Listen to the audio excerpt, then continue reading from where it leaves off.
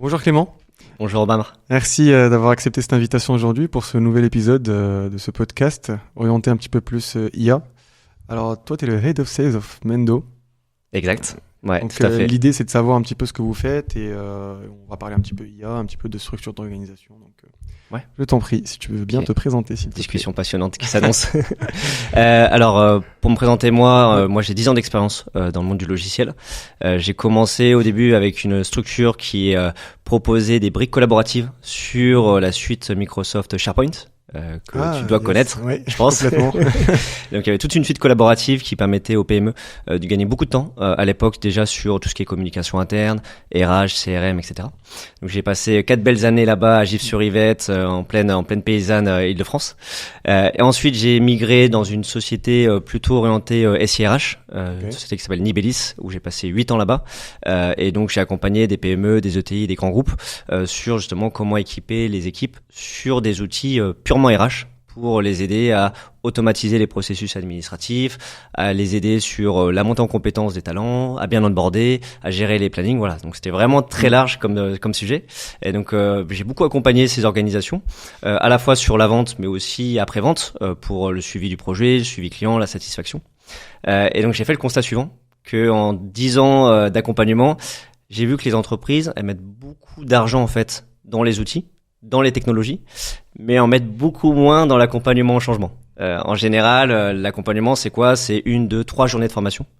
Et après, on laisse un peu dans la nature les salariés qui sont laissés un peu autonomes sur l'adoption des outils. Et on sait que pertinemment, ce format-là, il a des résultats assez déceptifs. Parce qu'en fait, il y a une stat assez éloquente que tu connais peut-être, c'est qu'il y a que 12% des collaborateurs qui appliquent une nouvelle compétence après une formation. Donc c'est très très peu. D'accord. Okay. Et je connaissais pas. C'est un ROI qui est très nul. Yes. Pour le coup, parce qu'on met quand même, c'est pas mal d'argent les formations. Oui. Et derrière le résultat, il est assez minime. Et donc c'est ce qui Quand tu parles de formation, c'est de petites formations ou de grosses formations vraiment en général, c'est des grosses formations d'une journée, 2 journées, 3 journées. C'est des plénières en fait, où t'as un formateur qui vient soit en physique ou à distance, qui délivre un peu le message. On est beaucoup sur la théorie, on est un peu moins sur la pratique. Et en fait, le constat aussi, c'est que c'est souvent des contenus qui sont assez génériques. Ils sont pas forcément individualisés à chacun. Donc, il y a assez moins d'impact. Et les personnes derrière, elles pratiquent pas forcément ce qu'elles ont vu en formation. 6 jours après, il y a 3/4 de l'information qui est déjà oubliée. Donc, en fait, tout est perdu parce qu'il n'y a pas de répétition. Et aussi parce que le contenu n'est peut-être pas personnalisé. Exactement. Voilà. Le contenu n'est pas personnalisé. Un petit peu délaissé par... le formateur et Ouais, exactement. C'est un peu le service après-vente de la formation. Ouais. On peut dire ça comme ça, on peut voir ça comme ça. Et le constat aussi, c'est que pour prendre un peu une image, il y a un théoricien autrichien qui a théorisé en fait ce qu'on appelle la courbe de l'oubli, qui s'appelle donc le théoricien c'est Ebbinghaus, donc on parle de courbe d'Ebbinghaus. Et qu'est-ce qu'elle dit cette courbe ? C'est que quand on a une information qui arrive dans notre cerveau, si on la repratique pas derrière, on l'oublie. Il faut la repratiquer souvent pour pouvoir la mémoriser. Le cerveau, c'est un peu comme un disque dur où en fait on doit graver à plusieurs endroits le disque pour enregistrer l'information. Et notre cerveau, il fonctionne comme ça. Et donc il faut répéter les pratiques.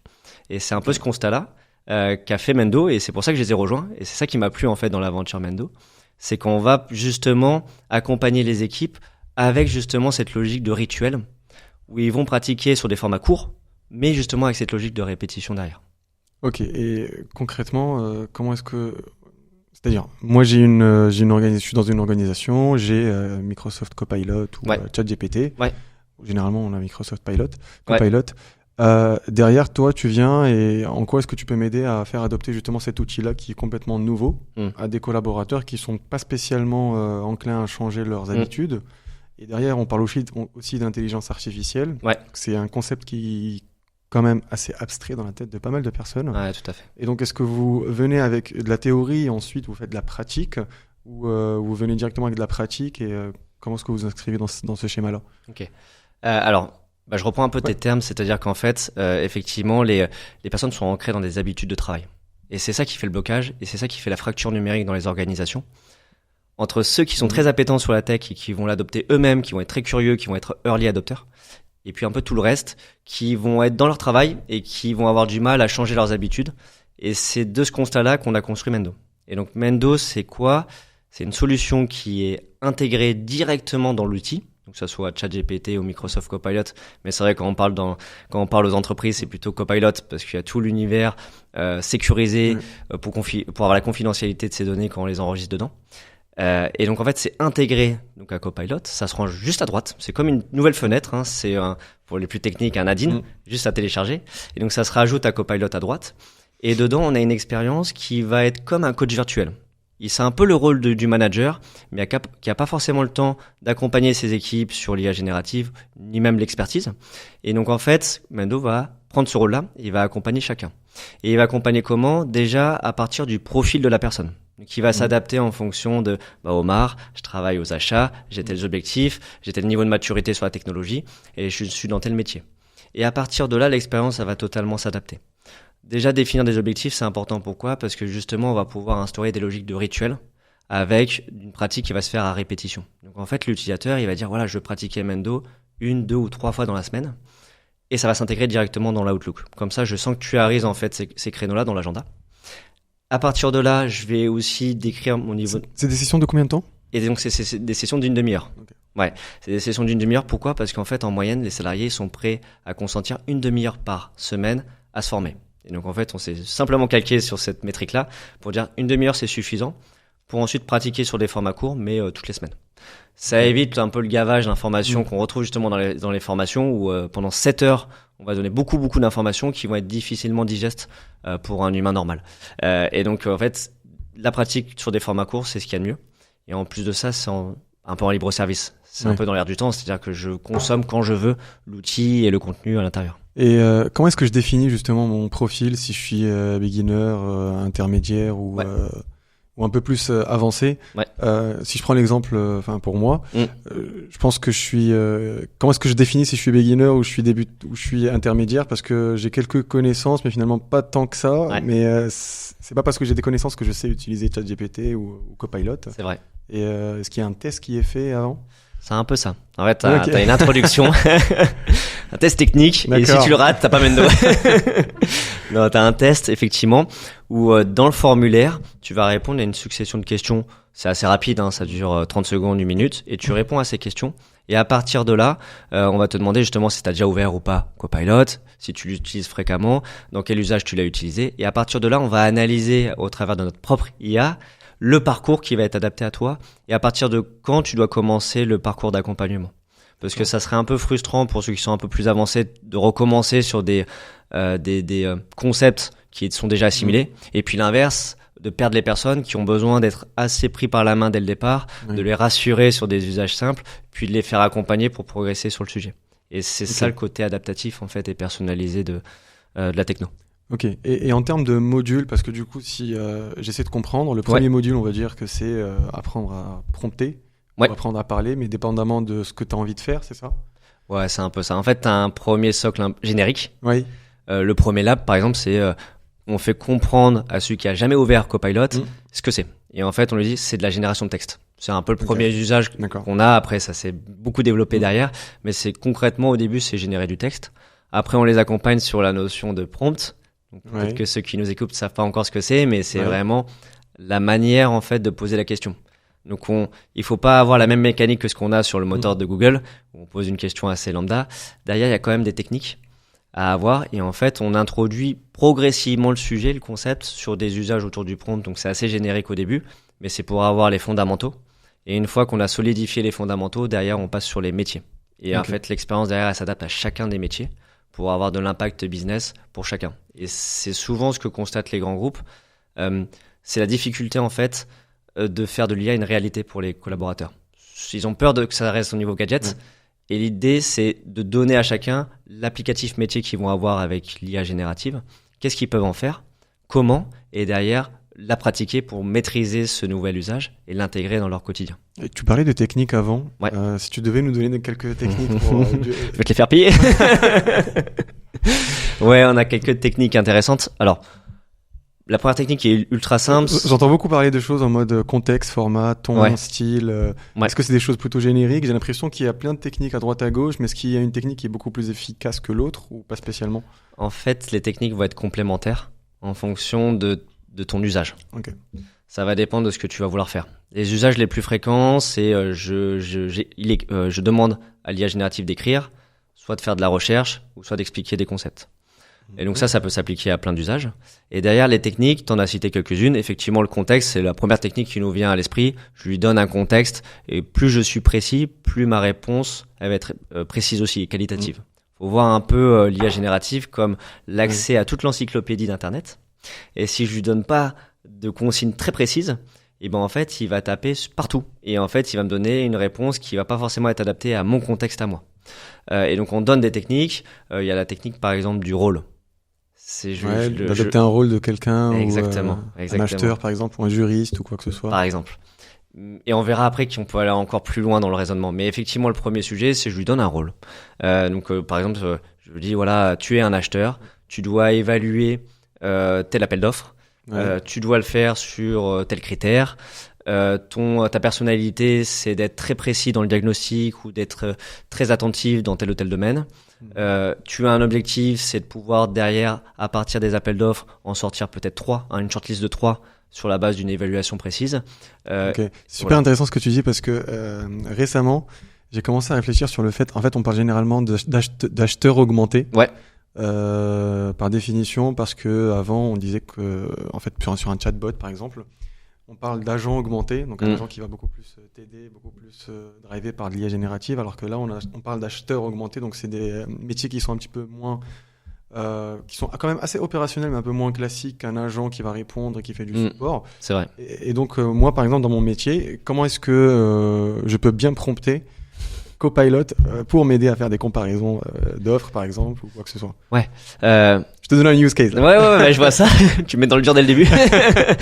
Alors, c'est vrai, t'as raison. En fait, il y a des usages plus évidents que d'autres. Dans certains métiers où on sait déjà que les équipes peuvent être augmentées assez facilement. T'as cité tout ce qui est chatbot par exemple, c'est un des plus gros usages qu'on connaisse aujourd'hui. Et je sais que par exemple chez Engie, vous êtes très sur le service après-vente, donc c'est des usages qui sont assez classiques. Dans les équipes marketing, communication, il y a déjà beaucoup d'usages sur la rédaction de contenu par exemple.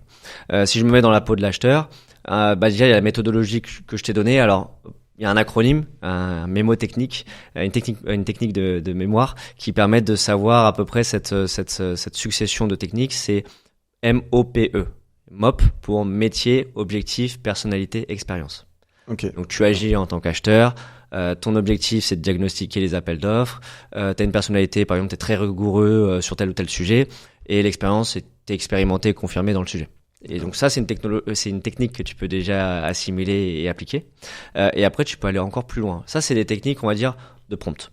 Après, tu peux aller encore plus loin. Donc en fait, je rentre sur ChatGPT ou Copilot et je le configure, on va dire comme ça, avec cette technique-là. Exactement. Et ensuite, je commence à lui demander ce que je veux. Ouais, mais en fait, déjà dans les 4 étapes, tu décris tout ça. Ok, d'accord. Après, il va te donner un premier niveau de réponse. Et après, la logique, c'est d'itérer avec la machine. Donc c'est ce qu'on appelle les prompts incrémentaux. C'est qu'en fait, sur la base de la première réponse, après tu vas continuer à le guider. Faut rarement s'arrêter à la première version. Un petit peu plus la réponse. Ouais, exactement. Avec des nouvelles directions à prendre. Et ça, faut être hyper précis. Peut-être qu'il va te donner déjà une première shortlist. Tu vas juger ça assez trop succinct et tu vas lui demander peut-être de le détailler, de le réorienter sur certains critères qui sont peut-être plus importants que d'autres, avec des coefficients, etc. Donc tu vas vraiment l'amener là où tu veux. Donc faut le diriger. En fait, faut voir ça comme un stagiaire. C'est générique. Et en fait, mais c'est un stagiaire, c'est un génie le stagiaire. Hein. Il a accès à une connaissance que peu d'humains ont. Mais par contre, il faut vraiment l'amener. Il faut le prendre par la main. Il faut le prendre par la main et il faut lui dire le niveau d'expertise que tu souhaites. C'est vraiment ça le premier conseil que je donnerais concrètement. Après, t'as d'autres conseils. Enfin, si là c'est bon pour toi. Si, vas-y. Il y a d'autres conseils, c'est l'exemple. D'accord. Par exemple, je me mets dans la peau, peut-être dans la tienne d'acheteur. Si t'as déjà des exemples, par exemple, de méthodologie d'évaluation que t'as pratiqué, tu peux lui donner en fait cet exemple-là qui peut suivre en termes de structure, de forme, de longueur, de tonalité. En fait, plus tu lui donnes d'exemples, plus il va s'en inspirer pour en fait répondre sur ce nouveau contexte-là, mais avec tes habitudes en termes de rédaction. Et ça, c'est très puissant parce que justement, tu vas vraiment le guider en termes de formatage en fait du contenu. Ok, donc en fait, je peux lui donner toutes les informations dont j'ai à disposition. Ouais. Okay. Exactement. Alors, les bonnes informations. Oui, bien sûr. Mais ouais, concrètement, si je prends l'exemple de la communication, je vais faire mes posts LinkedIn, et ben je reprends mon dernier post que je juge satisfaisant et je dis voilà le nouveau contexte, la nouvelle thématique. Maintenant, je vais t'inspirer en termes de forme sur ce modèle-là. Et donc ça, c'est pareil pour les comptes rendus de réunion, pour les propositions commerciales, pour les fiches de poste, etc., etc. Il y a énormément de cas d'usage qui sont déclinables à l'envie dans plein de métiers différents. Et l'exemple, il est hyper intéressant. Ok, d'accord. Et tu parlais justement, ok, c'est très clair sur la partie prompt, et tu parlais tout à l'heure justement de conduite du changement. Ouais. Dans les grandes entreprises, comment est-ce que vous arrivez à les accompagner justement dans l'adoption de techno comme celle-ci, surtout à des populations qui sont pas très sensibles à ça? C'est justement pour ces populations-là qu'on existe. C'est-à-dire qu'on... Donc vous visez pas les 12% qui ont retenu la formation? On aura de la valeur pour eux aussi. Okay. Et on aura beaucoup plus de valeur pour ceux qui n'auraient jamais adopté l'outil si Mendo n'était pas passé par là. Okay. En fait. Et donc concrètement, pour donner un peu de visibilité, en général, dans les organisations qui font pas d'accompagnement au changement, qui font pas de change management, en fonction des cultures digitales en interne, on est entre 5 à 20% d'adoption. D'accord. C'est vraiment les early. Okay. Et concrètement, nous on arrive à ce moment-là pour accompagner les équipes. Et donc, en fait, on va fournir Mendo et on va accompagner les grandes organisations à pouvoir justement booster l'adoption. Donc, on a des clients comme le groupe Rocher, typiquement. Ils avaient 18% d'adoption au début et ils sont allés chercher jusqu'à 90% d'adoption parmi leurs équipes. Quand je parle d'adoption, c'est j'utilise l'IA générative au moins une fois par semaine dans mon métier. D'accord. Et il y a une autre métrique intéressante, c'est qu'il y avait que 2% des utilisateurs qui mettaient en place des cas d'usage. Et ils sont passés à 40% aujourd'hui. Donc c'est ça l'impact en fait. C'est vraiment cette adoption et au-delà de je forme les équipes, c'est je forme les équipes à adopter l'outil pour que derrière ils l'utilisent dans leur quotidien et qu'ils aillent chercher ces fameux gains de productivité et d'efficacité qu'on recherche. Donc, les études qui théorisent tout ça, on peut aller chercher 40% de productivité. Maintenant c'est comment? Et les organisations ont deux défis, c'est accompagner à l'échelle et d'accompagner sur les enjeux métiers, l'impact métier de chacun. Et c'est comme ça on a conçu justement Mendo pour les accompagner là-dessus. Donc nous, on est une quinzaine dans la startup Mendo, et on va donc déjà faire une session d'onboarding. Okay. Déjà une fois qu'on s'est mis d'accord sur sur le prix, voilà, le fameux prix. Donc on en discutera juste après. Mais je t'ai dit, je t'ai promis, je t'aurai les meilleurs prix. À partir de là, on fait déjà une tâche préparatoire en amont où on définit ensemble conjointement c'est quoi les objectifs qu'on veut atteindre. Donc, quels vont être les critères de réussite de ce projet-là? Ensuite, on définit quelle est la population. Est-ce que c'est tout le groupe ou est-ce qu'on accompagne déjà une partie? En général, c'est assez rare dans un groupe comme Engie de dire j'accompagne tout le monde dès le départ. Donc, on identifie les bonnes populations ensemble. Donc, par exemple, justement avec le groupe Rocher, c'est ce qu'on a fait. On a identifié les services, on a identifié les populations. On allait chercher de la valeur assez rapidement, des certitudes pour pouvoir derrière se dire on accompagne à plus grande échelle. Et après la méthodologie c'est quoi? C'est qu'une fois que j'ai cadré tout ça, je vais avoir des équipes Mendo qui vont intervenir et qui vont mettre un peu d'humain autour de la technologie. Parce que souvent il y a des sujets autour de l'adoption qui sont des sujets de réticence de la part des utilisateurs autour de la techno. Et comme là c'est une toute nouvelle technologie qui bouscule beaucoup les habitudes et les croyances de chacun, il y a quand même ces réticences qui existent. Donc il faut un accompagnement humain quand même à côté. Il faut quand même de l'humain. C'est un peu cette partie intégration. Ouais, coup, finalement. Exactement.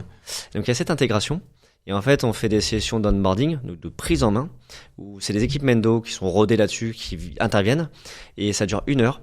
Et là pendant l'heure, c'est quoi? C'est on explique ce que c'est l'IA générative, donc on démystifie complètement le sujet, on rentre vraiment dans le concret, on rentre pas dans les fantasmes des médias, etc. au-dessus.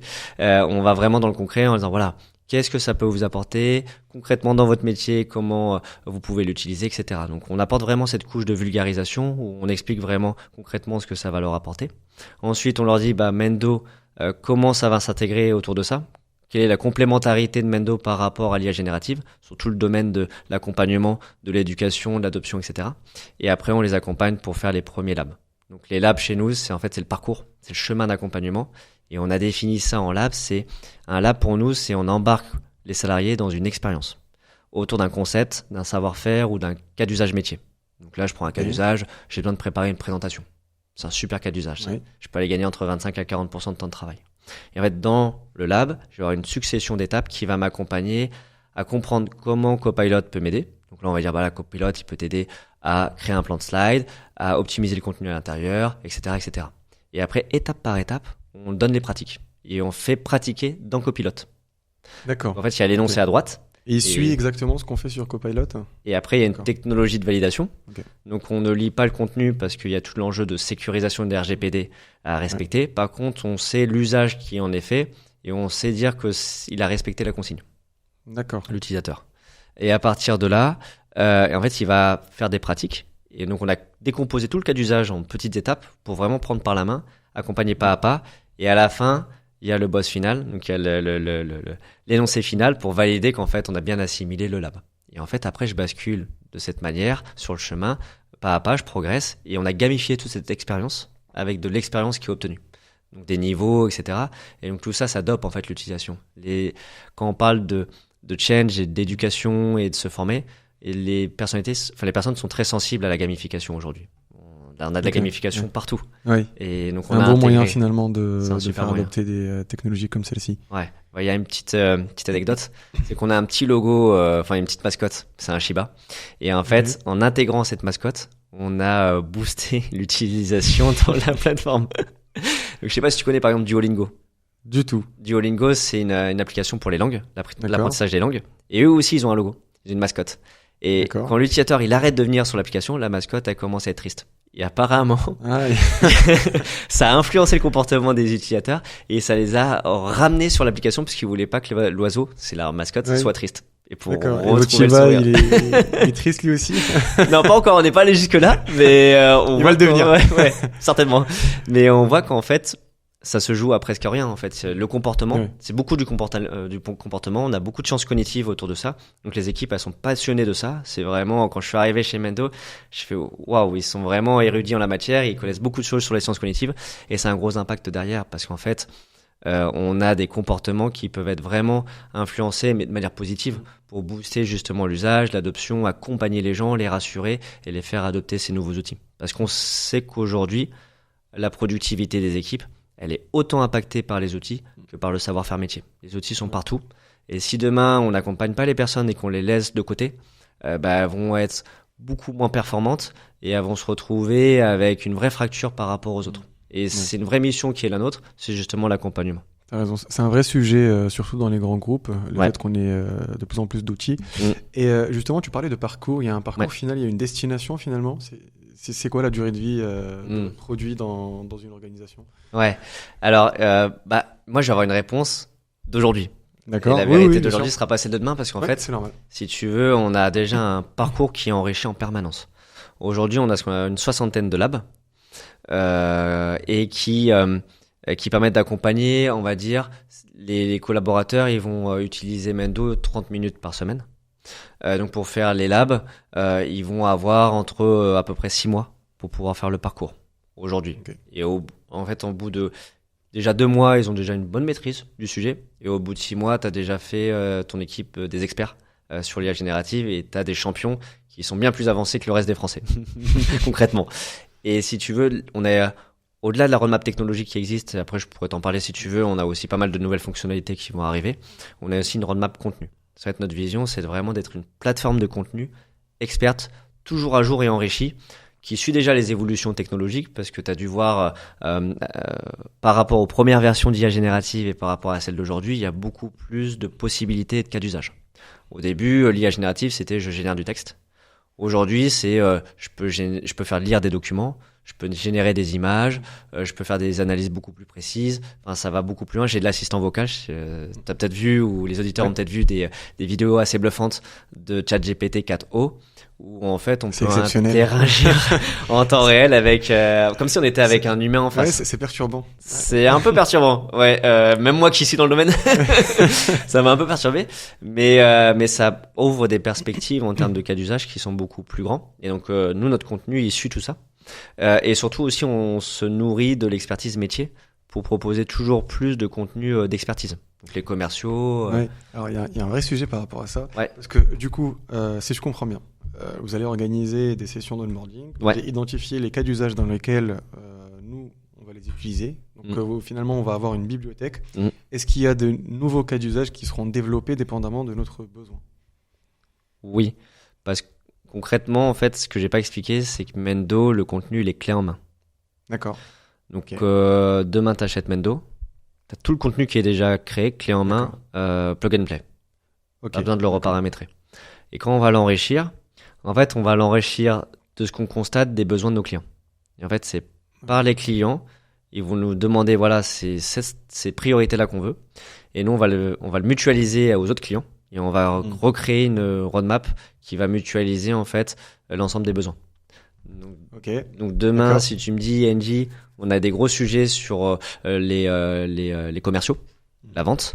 Et bah, dans ce cas-là, on va prioriser des labs avec l'expertise de vente. Donc c'est ce qu'on fait, par exemple, là, on vient de sortir un lab qui s'appelle Appel d'offres. D'accord. Et c'est comment je réponds efficacement à un appel d'offres à travers Copilot. Et en fait, on l'a segmenté en plusieurs étapes. Déjà, comment j'identifie les appels d'offres. Comment derrière, je les analyse pour faire le go-no-go sur mes capacités. Derrière, comment j'y réponds. Et à la fin, comment je prépare ma soutenance. Et en fait, on a décomposé comme ça et on accompagne justement sur ces différents labs. Si ça répond à ta question. Ouais, complètement. En fait, juste pour compléter justement ma question, aujourd'hui en termes d'achat, et là je prends ma casquette d'acheteur. Malheureusement. quand on achète des solutions qui sont boostées ou qui utilisent l'IA générative, on a quand même un produit qui est développé par le client et grâce aux données des clients. Donc il y a quand même une notion de partage de bénéfices qui doit être posée sur la table et qui aujourd'hui n'est pas du tout mature. Et donc l'idée c'était de savoir un petit peu comment est-ce qu'on pourrait voir ça avec et identifier cela avec les éditeurs, comment est-ce qu'on pourrait trancher là-dessus, mettre en place des KPI, je sais pas. Donc j'ai pas réponse à ça. Mais c'est une bonne remarque parce qu'en fait les LLM, alors nous on est un petit peu décorrélé de ça, je vais t'expliquer pourquoi, parce que là, tu parles finalement des modèles de langage qui s'améliorent par la donnée et la data. Les LLM principalement. Les LLM. Donc les large language models. Voilà, en fait, c'est ChatGPT concrètement. Et un modèle de langage, c'est en fait un modèle qui va se nourrir de la donnée pour restituer de la réponse. Donc, c'est un modèle de probabilité, c'est-à-dire qu'on va lui poser une question au modèle de langage. Je sais pas si ça a déjà été vu, mais on l'a posé une question au modèle de langage et lui, au fonction de la probabilité de réponse, il va sortir une succession de mots qui est plus ou moins convaincante. Et en gros, concrètement, c'est vrai que tu as raison que en fait, c'est surtout les GAFAM, mais après il y a un écosystème aussi d'acteurs déjà français ou open source qui arrivent et qui se nourrissent de cette donnée pour les faire améliorer. Donc ce qu'on appelle l'entraînement des modèles avec la donnée. Et moi, je suis partisan en fait justement, et tu as raison, c'est que si justement la donnée sert à améliorer le modèle, il y a quand même un partage justement de la construction, de l'amélioration de ces modèles en question. Mais c'est toujours un peu ce vaste débat. C'est une question qui fait grincer des dents. Ouais. Google, c'était déjà pareil, c'était déjà le cas, et ils se sont améliorés aussi. Donc c'est une offre gratuite, mais c'est jamais gratuit puisque finalement derrière l'analyse des données, etc., ils améliorent leur modèle. Et c'est à peu près la même chose sur les modèles. Alors les modèles propriétaires, donc c'est-à-dire ceux qui sont fermés et qui sont comme ceux de ChatGPT par exemple. C'est un peu différent avec les modèles open source où là justement sur le modèle là ils sont vertueux sur une partie du sujet qui est c'est transparent, c'est donné en libre service aux autres développeurs qui peuvent derrière enrichir le modèle. Et donc là il y a un partage justement de la valeur entre les différents acteurs. T'as déjà entendu des cas de figure comme celui-là qui ont déjà été étudiés, qui ont déjà été actés, notamment sur le partage de bénéfices ou pas encore? Franchement, c'est la première fois qu'on me pose la question, je t'avoue, donc j'aurais pas de réponse très précise sur le sujet. Et nous, en tant qu'acteurs, en fait, nous, on vient se rajouter au modèle. Ouais. Donc en fait, nous, on se nourrit pas de la donnée, donc on n'améliore pas Mendo par la donnée, parce que pour nous, la donnée, elle est confidentielle, on va pas la lire. Par contre, on va se nourrir par les retours d'expérience de nos clients avec leurs utilisateurs. Donc ça fait partie de la méthodologie que j'évoquais tout à l'heure, c'est qu'une fois qu'on a fait la prise en main, on revient en fait avec le client pour dire voilà où on en est sur les objectifs qu'on avait définis ensemble, est-ce qu'on est bon ou pas, et la collecte en fait des retours qui nous permettent de progresser derrière sur comme sur tous le les éditeurs, ça c'est classique. Oui, c'est assez classique. Classique. Ok, d'accord. Et tu parlais tout à l'heure de roadmap produit. Ouais. Quelles sont les nouvelles fonctionnalités du coup que vous allez développer et comment est-ce que vous arrivez et vous priorisez telle ou telle fonctionnalité à développer? Est-ce que vous avez une méthode ou un framework en particulier en interne? Ouais, alors comme moi je suis pas CTO, je sais qu'on a effectivement une méthodologie qui vise à dire voilà c'est ça les besoins marché aujourd'hui chez nos clients et après on analyse en fonction de la complexité à faire cette évolution et l'impact que ça va avoir pour nos clients et à la fin la rentabilité de cette nouvelle fonctionnalité. Donc en fait, je sais plus l'acronyme de cette méthodologie, mais c'est ça conçu en fait. C'est si c'est rapide et ça a un gros impact, on va forcément le prioriser à court terme.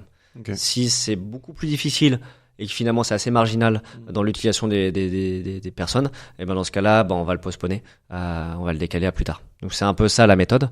Et maintenant, aujourd'hui, je vais justement te donner un exemple un peu parlant. Comme nous, on a à la fois une roadmap technologique et à la fois une roadmap contenu, il faut aussi arbitrer autour de tout ça. Donc nous, aujourd'hui, on est intégré à Copilot. Le Copilot, alors c'est un peu nébuleux pour les profanes. On a Copilot plus ou moins gratuit, c'est-à-dire qui est inclus dans les licences, qui est le Copilot for Web, qui est généralisé chez Engie. Il y a le Copilot for Work 365, qui sont là des licences payantes. Oui. Et la plupart des grands groupes... C'est un peu la licence pro. C'est la licence pro, ouais, exactement. Évidemment. Qui va plus loin. Et en général, la plupart des grands groupes sont en phase de test là-dessus, en phase de POC. Et pour le moment, la technologie est très prometteuse sur 365. Il y a beaucoup de choses possibles, beaucoup de cas d'usage. Si je prends un exemple, quand on parle de Copilot 365, c'est que c'est intégré dans les outils Office. Donc, c'est intégré par exemple dans Teams et je peux aller faire des comptes rendus de réunion très rapidement. Et je peux, par exemple, si je suis en retard dans 15 minutes d'une réunion, je peux tout de suite demander au Copilot, fais-moi un résumé des points clés des 15 minutes que j'ai ratés. C'est des cas d'usage très, très efficaces. Par contre, la technologie, elle doit encore gagner à maturité sur le reste de la suite Office, Word, PowerPoint, etc., où c'est encore assez naissant, en fait, cette technologie. Et en voyant les retours du marché, on s'est dit, on a intérêt à être intégré demain dans Copilot 365. Aujourd'hui, on l'est sur le gratuit.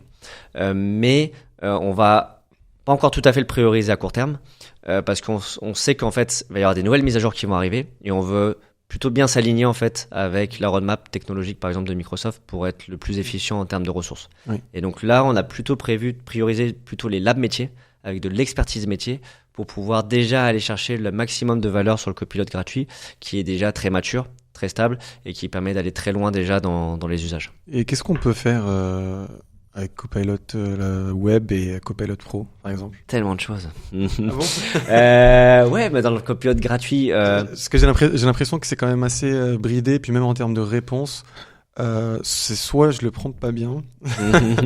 C'est possible. Non, là où tu as en partie raison, c'est que... Parce que tu le compares avec d'autres LLM quand tu dis ça? Oui. Ouais, oui. C'est pour ça, j'imagine. Bah, c'est vrai qu'en fait, comme il y a tout l'enjeu de confidentialité, le modèle il est pas entraîné par la data.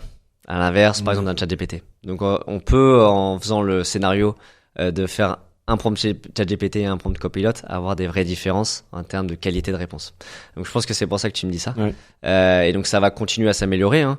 En fait, ça s'appuie sur la même technologie, mais c'est pas entraîné de la même manière sur les données, en fait. Et du coup, vu qu'on a uniquement accès à une page web qui s'efface par la suite une fois qu'on l'a généralement, une fois qu'on l'a fermée, est-ce qu'il faut pas prioriser un type de prompt en particulier plutôt qu'un autre, par exemple sur ChatGPT, je peux garder quand même le même fil d'actualité et le même fil de discussion, et alimenter un petit peu ce fil de discussion parce que lui derrière il va commencer à comprendre ce qu'on dit.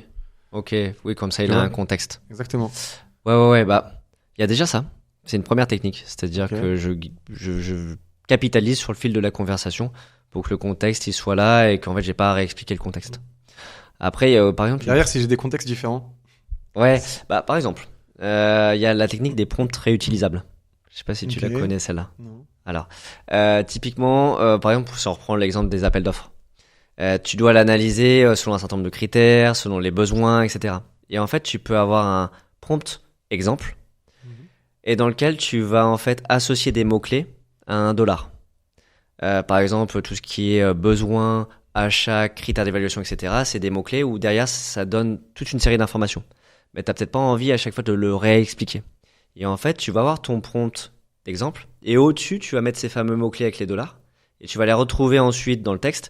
Et au début, tu vas expliquer chaque item. Et en fait, chaque item, tu n'auras pas besoin de les réexpliquer dans le texte ultérieur. Puisqu'en fait, il va comprendre qu'il va chercher en fait des définitions de départ. Et ça peut te servir d'exemple en fait de prompt que tu peux le réutiliser après sur les différents appels d'offres que tu vas piloter en fait. D'accord, ok. Si ça te paraît clair. Si, complètement. Ouais. D'accord, super intéressant. Ouais. Je testerai. Je t'enverrai la facture. Je testerai, je te dirai. C'est assez efficace. C'est pas mal. Pas mal. Et après, il y a encore d'autres techniques. Peut-être pas rentrer dans le détail si tu me dis, mais après, il y a une technique qui s'appelle le COT, qui est la chaîne de pensée. Aujourd'hui, et en fait, ça fait en lien avec la prospective sur les prochaines évolutions des LLM. Aujourd'hui, on va dire qu'on est encore à l'âge de pierre sur ces sujets-là. C'est les premières versions qui sont déjà très puissantes, mais ça va beaucoup évoluer demain. Et comme c'est les premières versions, il faut un peu accompagner la pensée en fait du modèle sur un sujet complexe. Par exemple, si j'ai une demande très complexe, en un seul prompt, donc en un seul message, potentiellement, je vais pas obtenir une réponse très qualitative. Il faut que je la décompose. Donc, si je prends l'exemple d'une société qui veut vendre à Engie une solution d'accompagnement au changement sur l'IA générative et qui s'appelle Mendo. Et ben en fait, je vais décomposer en fait cette demande. Je vais lui dire en un seul prompt. Donc en un seul prompt, je vais lui faire un prompt en plusieurs étapes. Et la première étape, je vais lui dire voilà, présente-moi qui est Engie. Ensuite, quels seraient les besoins d'Engie sur le domaine de l'adoption. Ensuite, propose-moi une première présentation avec un plan de slide. Et là, je vais dire quatrième étape, mets-toi cette fois-ci dans la peau de l'acheteur. Donc, mets-toi dans la peau d'Omar et juge cette première version et juge-la sur tel critère, et dans le contexte Engie. Et après, donne-moi les points forts et après les points faibles et les suggestions que t'as apportées sur cette première version que tu m'as produite. Et là, il va me donner toute cette logique de suggestion. Et après, je vais lui dire, bah voilà, remets-toi dans la peau maintenant du vendeur et refais une deuxième version en tenant compte des plans d'action. Et en fait, en faisant toute cette décomposition d'étapes, et ben en fait, tu pourras le tester. Copilot, il va répondre étape par étape et il va itérer tout seul, en fait. Sans avoir à remettre un prompt à chaque fois, je le fais en une seule fois. Et j'ai accompagné son mode de pensée pour qu'à la fin, j'ai une version qui est déjà finalisée, qui est beaucoup plus qualitative que si je m'étais arrêté sur un premier message. Donc c'est une technique qui est intéressante que je donne gratuitement à tous les auditeurs. Je testerai. Ok, je connaissais pas du tout. Okay. Et ok, d'accord. Et du coup, sur Copilot Web, il arrive à générer des slides? Non, pas aujourd'hui. Donc par exemple, nous on a un cas d'usage, c'est préparer une présentation. C'est sur aujourd'hui le fond, le contenu. En fait, il va me donner le contenu de chacun des slides. Après, c'est à moi d'aller construire la forme sur PowerPoint. Par contre, demain, sur Copilot 365, donc le payant, l'idée, c'est justement d'aller derrière produire aussi le PowerPoint.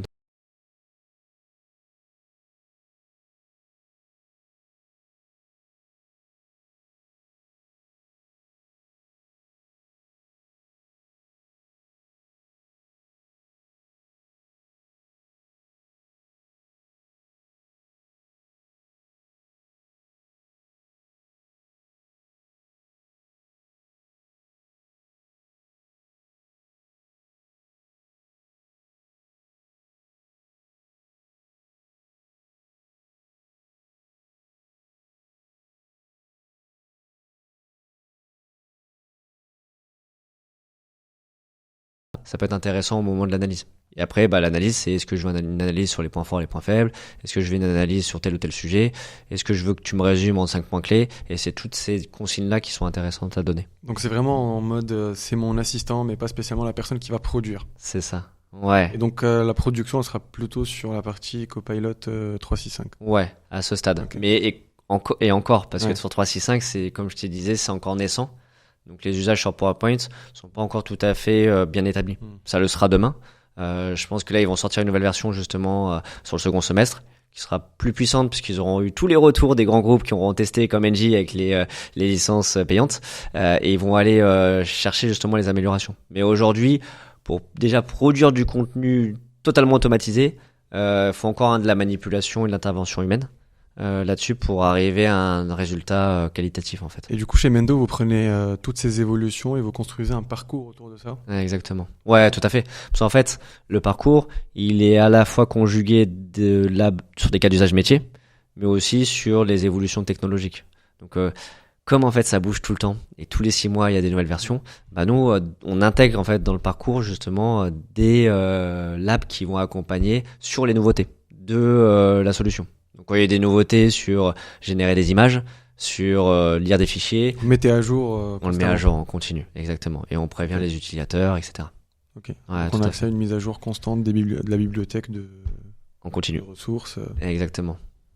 Comme ça, en fait, le change dans l'IA générative, on en est qu'au tout début et en fait, le temps que la technologie soit tout à fait mature et qu'on soit arrivé à des niveaux de fonctionnalité on n'aura plus de rupture technologique. il y a encore un peu de temps. Et donc en fait, c'est aussi ça cette logique, c'est que j'ai pas besoin de reformer à chaque fois les nouveaux collaborateurs. En fait, s'ils suivent le parcours Mendo, ils auront toujours ces labs-là en continu et ils seront toujours en fait actualisés des dernières évolutions technologiques de l'IA générative. Ok, super intéressant. Je ne sais pas si vous avez identifié parmi tous les cas d'usage que vous proposez à vos clients, quels sont les cas d'usage qui sont le plus utilisés ou demandés justement par les collaborateurs? Est-ce que c'est faire des slides? Est-ce que c'est faire un résumé, traduction, des choses comme ça? Ouais, alors traduction, oui, ça l'est parce que c'est très performant déjà. Okay. Et plus performant même que les outils existants. Donc traduire du contenu comme DeepL ou quelque chose comme ça. Par exemple. Ouais. Là les versions qui sont proposées par ChatGPT ou par Copilot. Copilot Web permet de traduire. Maintenant c'est vrai que sur cette version web ça va encore s'améliorer. Mais la traduction elle est déjà assez satisfaisante en réalité sur ce qu'on peut faire. Et demain, le cas d'usage, ça serait traduis-moi ce PowerPoint en anglais. Et ça pourra le faire demain. Donc en fait, pour des organisations comme Engie, qui ont beaucoup de langues, j'imagine, et beaucoup d'équipes où il y a besoin justement de traduction, ça sera des gains phénoménaux. Il y a beaucoup de cas d'usage aussi pour le marketing et la communication. Typiquement, j'ai besoin demain d'aller faire par exemple, si je suis dans le textile, que je vends un vêtement et que j'ai besoin de faire de la photo, etc. autour de ça, en fait, l'IA générative me permet de gagner beaucoup de temps. Au lieu d'aller monopoliser une 50aine de personnes sur un timing bien précis où ça va me demander beaucoup d'argent, ça va me demander beaucoup de temps, simplement pour aller photographier une fleur, un enfant ou autre, je peux aller le faire avec l'IA générative. Avec tout après le respect de l'éthique en la matière, parce que par exemple le groupe Rocher ils ont une marque Petit Bateau, c'est des bébés, donc c'est pas, il y a aussi un cadre derrière éthique autour de l'usage de l'IA générative, mais par contre sur tout ce qui peut être totalement automatisé, ça a des gros usages. Donc en fait sur toutes les tâches répétitives, sur les formats de compte rendu de réunion, sur aider également les commerciaux sur le discours, sur également la formation. C'est très bon aussi pour créer des scénarios fictifs. J'ai besoin de manager une équipe et j'ai besoin de leur donner par exemple des scénarios. Moi typiquement pour les commerciaux, je demande à ChatGPT ou à Copilot dans un contexte donné de me créer un scénario avec de la fausse donnée, des faux contextes, etc. Pour les mettre en situation. Pour les mettre en situation, exactement. Okay. Il y a ça, puis il y a des usages aussi très intéressants sur le brainstorming. En fait, l'IA générative elle peut être très efficace parfois quand on attaque un projet, quand on attaque un concept, des travaux qui nécessitent parfois un peu de réflexion. Et ça peut pré-mâcher les premières étapes et donner pas mal d'idées. Par exemple, nous on pratique beaucoup et on éduque beaucoup les utilisateurs sur notamment le ask before answer. C'est quoi? C'est avant déjà de demander une réponse à ChatGPT, je vais lui demander des questions à me poser pour que derrière il s'appuie sur ces réponses-là pour me donner une réponse qualitative.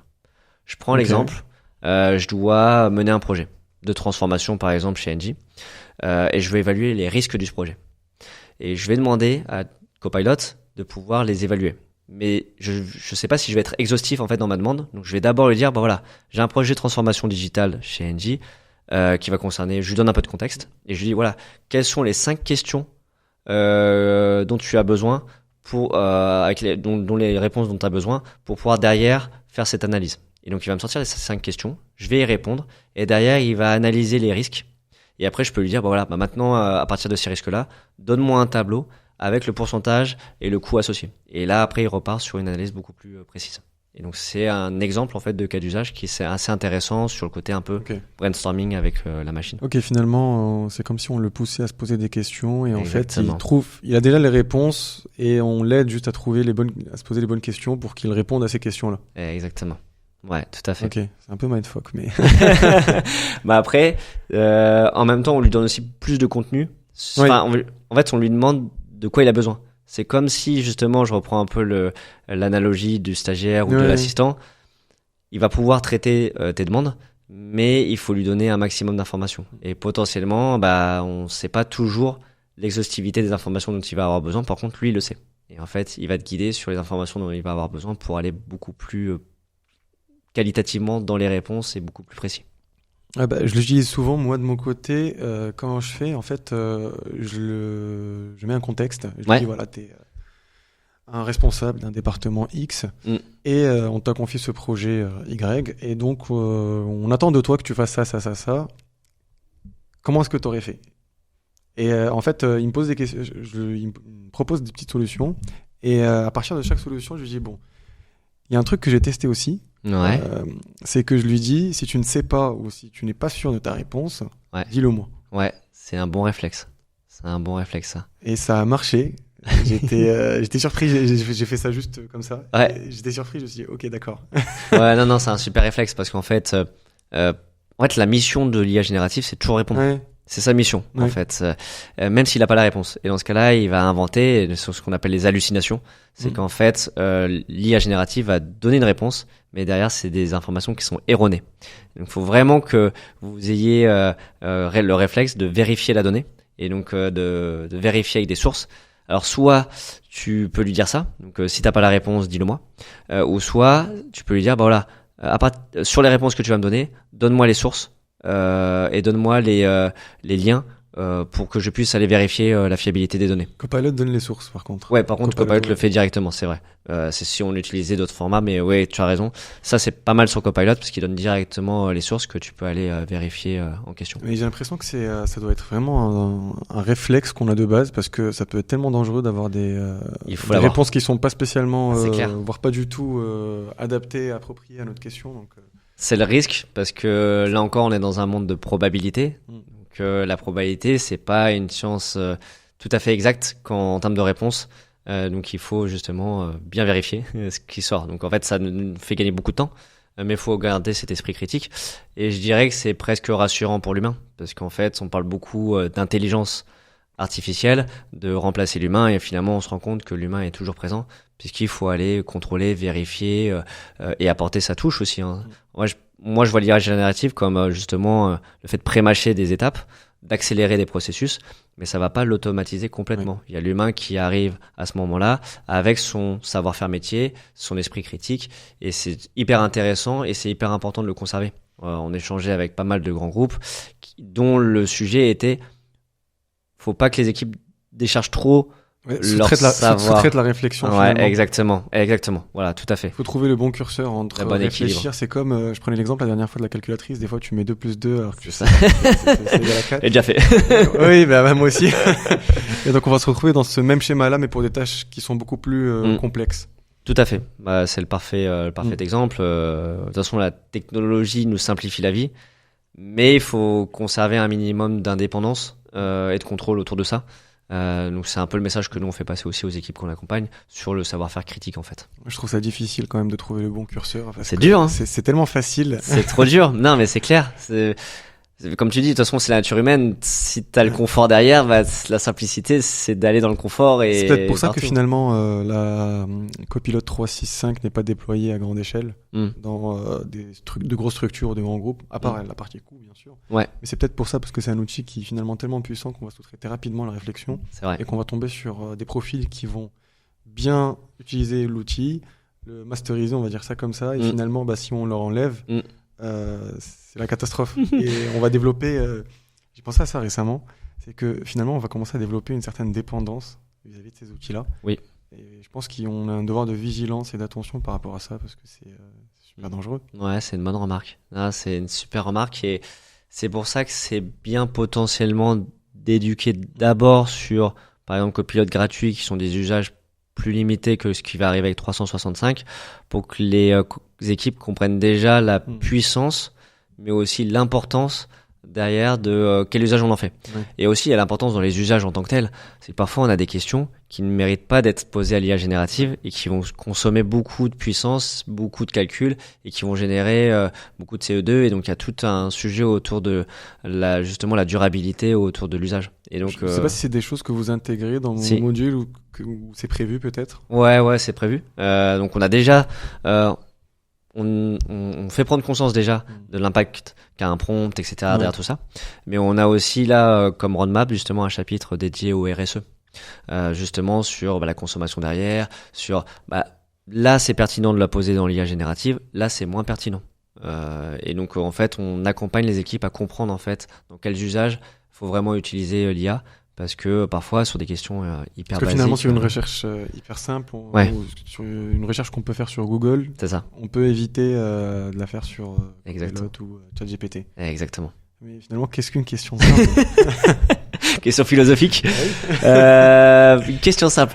Une question simple, c'est des questions qu'on peut vite poser au mot. Par exemple, c'est qui le dernier gagnant de l'euro? Oui. Quand on aura gagné l'euro dans 10 jours, on pourra poser la question et il nous sortira la France.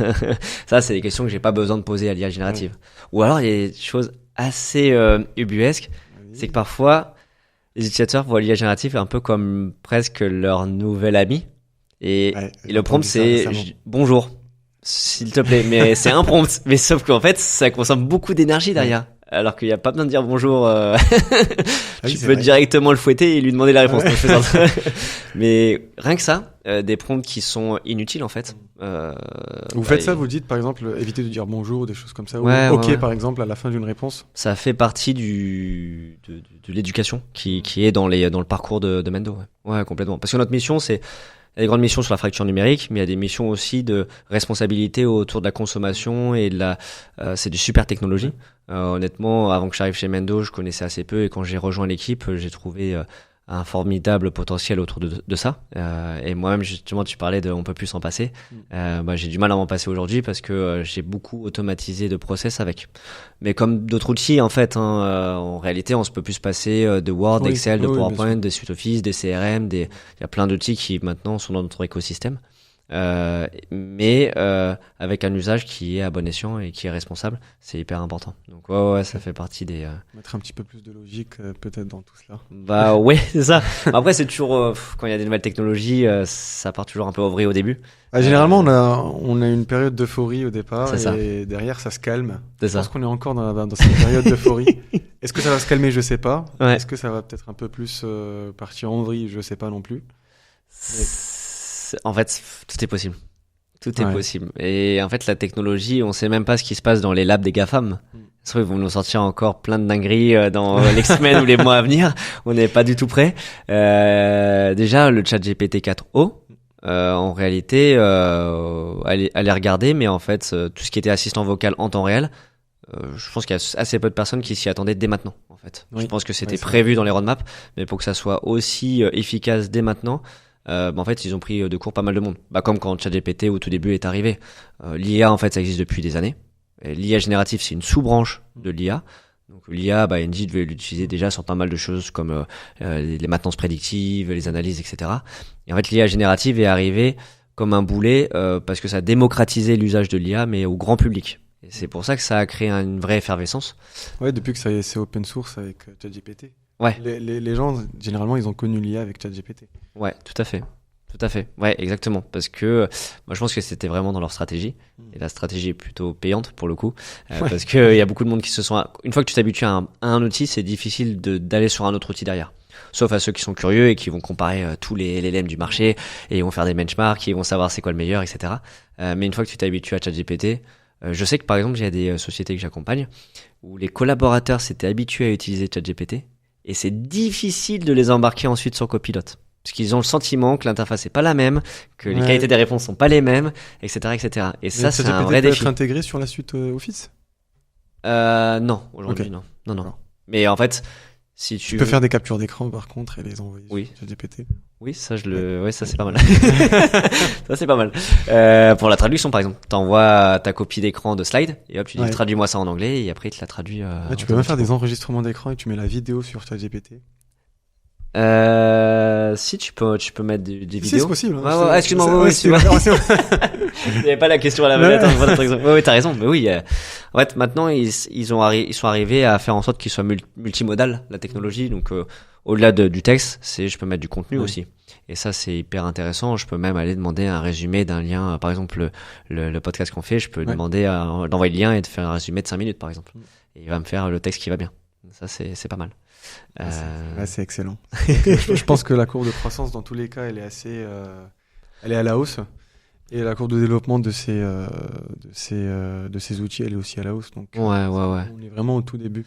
Tout début, mais Mais je sais que typiquement dans les grands groupes, il y a beaucoup de phases de POC, d'exploration, etc. autour de ça, mais il y a encore assez peu d'accompagnement à l'échelle.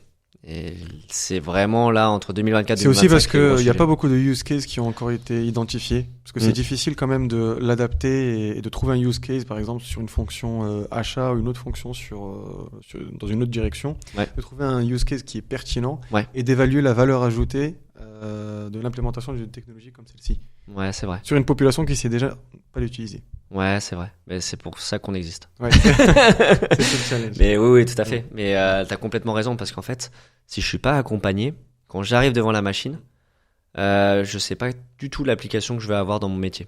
Et c'est ça qui est dur en fait, c'est que le potentiel est tellement large que j'ai besoin d'être guidé en fait. Et c'est ça qu'on a mis dans la machine, c'est ce fameux guide au travers du parcours pour qu'en fait tu sois pris par la main. T'as pas besoin de raisonner, c'est Mendo qui va le faire pour toi et il va dire comment faut faire, quelle technique, tu vas avoir des super résultats et tu vas faire ça dans ton métier et ça va t'aider. Et après, il y a plein de bénéfices derrière. Donc, il y a forcément la productivité, il y a la qualité. Par exemple, quand on est dans une organisation, on est concerné par le turnover. Il y a quand même un gros défi sur les juniors qui arrivent, qui n'ont pas forcément le même capacité dans la qualité des rendus des missions qu'un senior. Et bah, l'IA peut aider à ça, à réhomogénéiser les niveaux quand j'ai du turnover. Ça, c'est un super cas. Donc il y a plein de cas comme ça, j'en avais un autre en tête, je l'ai perdu. Ouais, ça c'est intéressant le dernier que tu as évoqué, c'est intéressant, je le voyais pas spécialement mais Ouais, et bah j'en ai parlé justement avec un groupe dans l'énergie. Aussi. OK, d'accord. Ouais. Mais oui et donc c'est des vrais sujets justement le turnover et en fait le manager, il doit censé le faire, mais parfois le manager, il est pris par mon et par vos sur plein de sujets. Et forcément, son défi, c'est aussi d'accompagner les équipes, mais parfois ça peut être une aide pour justement réhomogénéiser les bonnes pratiques et les bons process et les bonnes techniques associées. Donc ça, c'est un super vecteur. Ouais, c'est intéressant. Écoute, merci beaucoup Clément. Je t'en prie. C'était super intéressant. Avec plaisir, merci pour l'invitation. Avec plaisir.